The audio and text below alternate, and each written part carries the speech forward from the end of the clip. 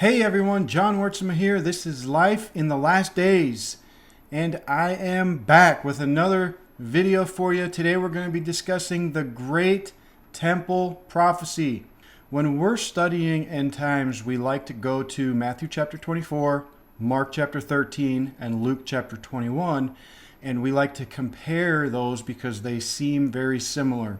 Mark 13 and Matthew 24, they're a record of the same conversation that happened on the Mount of Olives. We call it the Olivet Discourse. But Luke, it's a little bit different, and this is what I'm going to show you today. There's a really important reason why you need to catch on to this and know this as you're studying. So let's look at Matthew chapter 24 and just look at what it says. It says in verse 1, "And Jesus went out and departed from the temple." In verse 3, "And as he sat upon the Mount of Olives, the disciples came to him privately and asked him some questions. But as he was departing from the temple, the disciples came, showed him the buildings of the temple, and he said, 'Do you not see all these things? I say to you, there shall not be left one stone upon another that shall not be thrown down.'" As he was departing from the temple, they were walking from the temple down in the valley up to the Mount of Olives.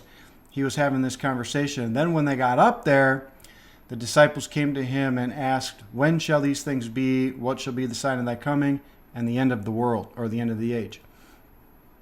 And that's how this chapter 24 starts. But how does it start in Mark chapter 13?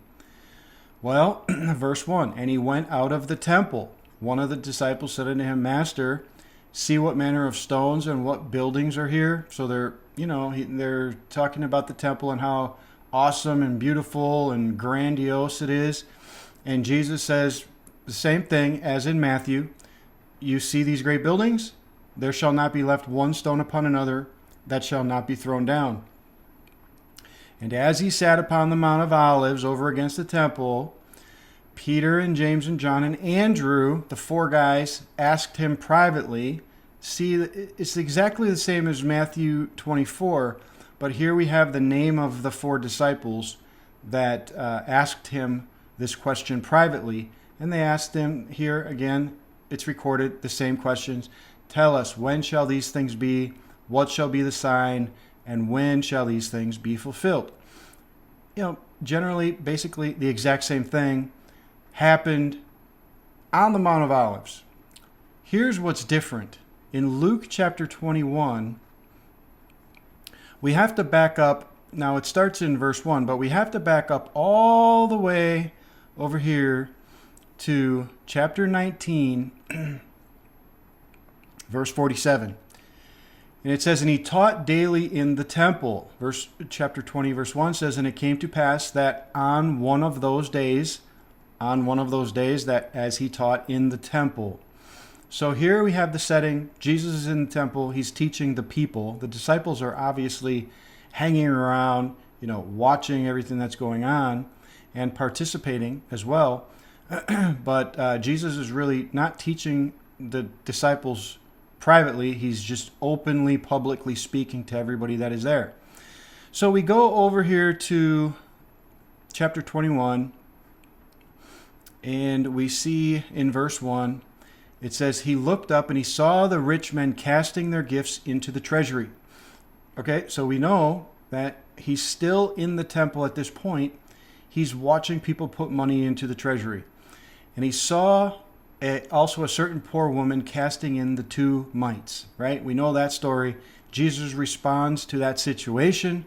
And in verse 5 it says, "And some spoke of the temple, how it was adorned with goodly stones and gifts, and he said." So far, it's the same thing that Matthew 24 and Mark 13, but remember, when they were showing Jesus in Matthew 24, it says they departed from the temple, and his disciples came to show him the buildings of the temple. Over here in Luke, he's still in the temple, and some spoke of the temple and how it was adorned with goodly stones and gifts.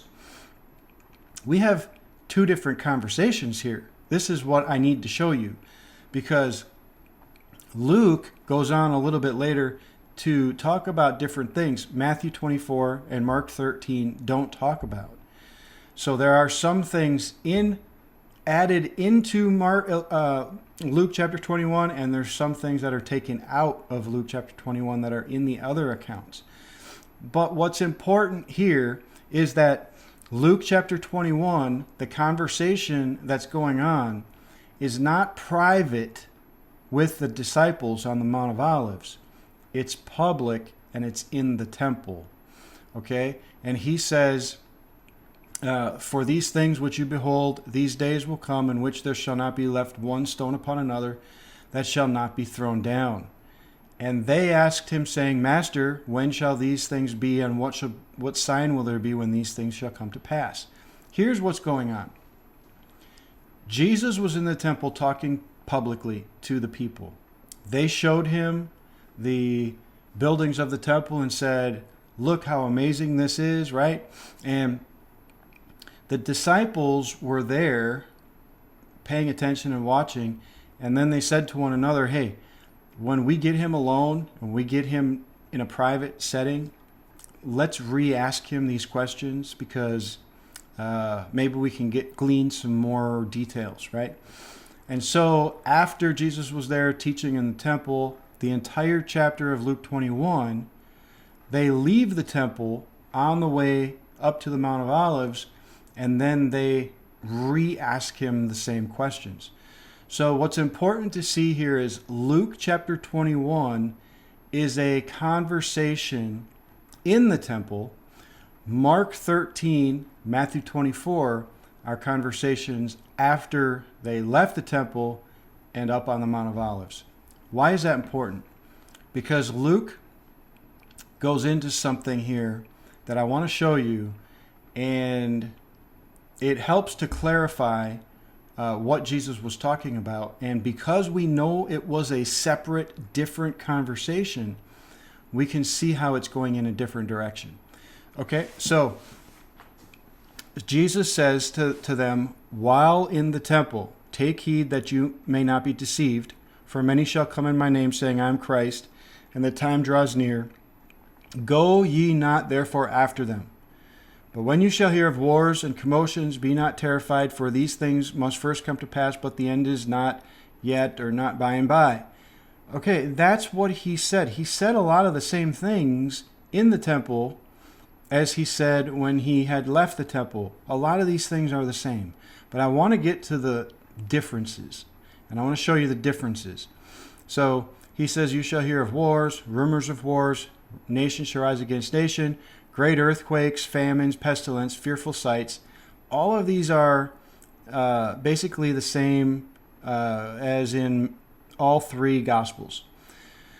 But here in Luke chapter 21, verse 12, he says, but before all of these things, before the earthquakes, before the famines, before the pestilences, before the nation rising against nation, before you shall hear of wars and rumors of wars. Before all of these things, they shall lay their hands on you, persecute you, deliver you up to the synagogues and into prisons, being brought before kings and rulers for my name's sake.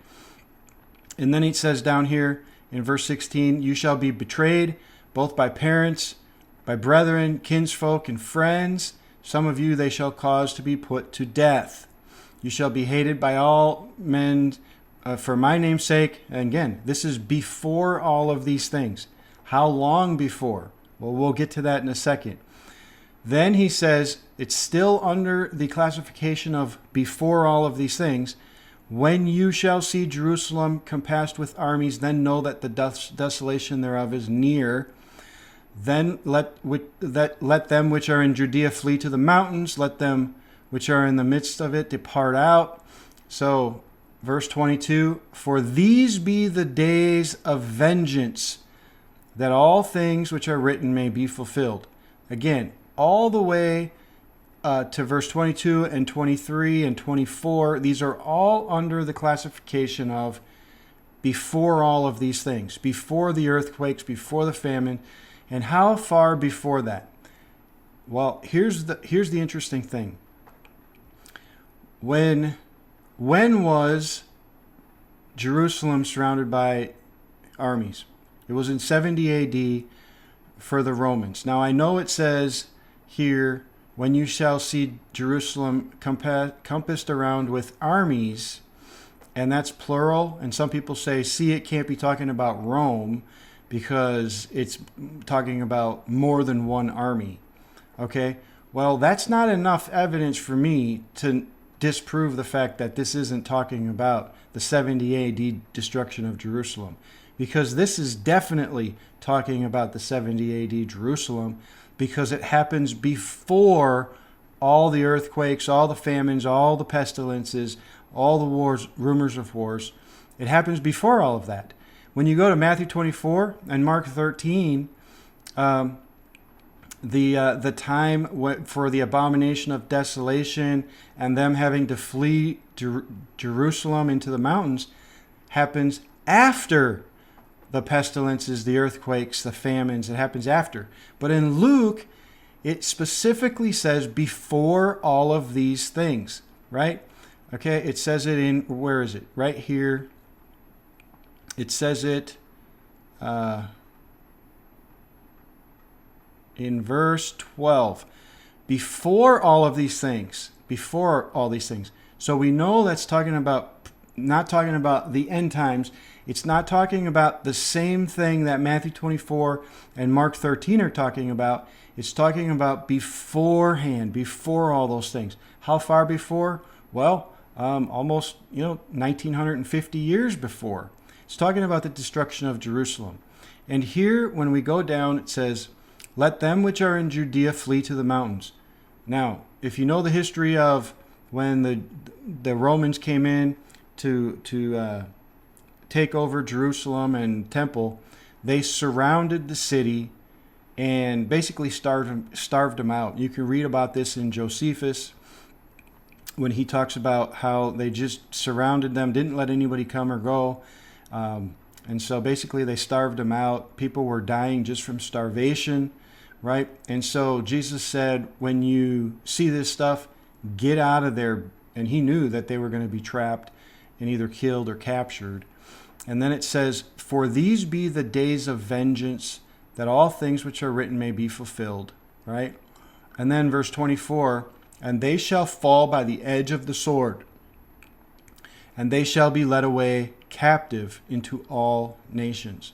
And we know the history, right? Titus comes in, he kills a bunch of the Jews in Israel and Jerusalem, and then he takes all the prisoners, and he takes a bunch of them back to Rome. And the Jewish slaves from Jerusalem, from Israel, are the ones who helped build the Colosseum in Rome. And that's what Jesus said was going to happen. And they shall fall by the edge of the sword, and shall be led away captive into all nations. And Jerusalem shall be trodden down of the Gentiles until the time of the Gentiles be fulfilled. And that's exactly what has happened since 70 AD, right? And then Jesus reverts back to the end times. Okay, so there is this. He starts out talking about the end times. Then he says, but before all of these things, he gives a few comments about what's going to happen in 70 AD with the destruction of the temple in Jerusalem. And then he reverts back to the end times in verse 25. And there shall be signs in the sun and the moon and the stars, and men's hearts will fail them for fear. The powers of the heavens will be shaken. See, these are all things that are spoken of in the other two Gospels, in Matthew and Mark. And so why is that important? Because I heard someone teaching today. There's another teacher who teaches end times. And, I watch different people myself, mostly just to kind of see what is being taught out there. And this person was saying that Luke 21 and this destruction of Jerusalem and all this was something that was going to happen during the last 7 years, during the end times. And the first thing I thought of was they're not seeing that Luke 21 was not the same conversation as Matthew 24 and Mark 13. Matthew 24 and Mark 13, that conversation was on the Mount of Olives. Luke 21, that conversation was in the temple to the general, public. There he was speaking in public. Knowing that information and seeing that and understanding they're two different conversations. Now you can delineate a little bit better and see a little bit closer that there's a possibility Jesus didn't say the exact same things in both conversations. A lot of the things were similar. Some of the things were different. If you notice in Luke 21, there's no mention of the abomination of desolation spoken of by Daniel the prophet, right? But he did speak about those things in Matthew 24 and Mark 13. Here in Luke 21, he speaks about the destruction of Jerusalem and the armies coming in and them being taken as slaves, but he doesn't talk about them in the other Gospels. So there's a lot of times people look at these three instances and they're imagining that, Luke must have just recorded some of the conversation that the Matthew and Mark didn't record. Just know that it wasn't the same conversation. And because of that, we can see that Jesus was revealing a little bit different information when he was in the temple than when he was on the Mount of Olives. That is going to help solve a lot of problems and confusion when you're studying this out, when you're looking at these, and it helps to kind of sort through it a little bit. Anyway, I hope that helps you. This is the Great Temple Prophecy. So we have the Olivet Discourse, which is amazing, gives us all kinds of information. But then we have the Great Temple Prophecy when he was speaking to the general public in the temple, and it's more fitting because he's talking to them, the general people, about the coming destruction of the city and the temple while he's in the temple. So I hope that makes sense. This is John Wertsma, Life in the Last Days, and we'll see you on the next one.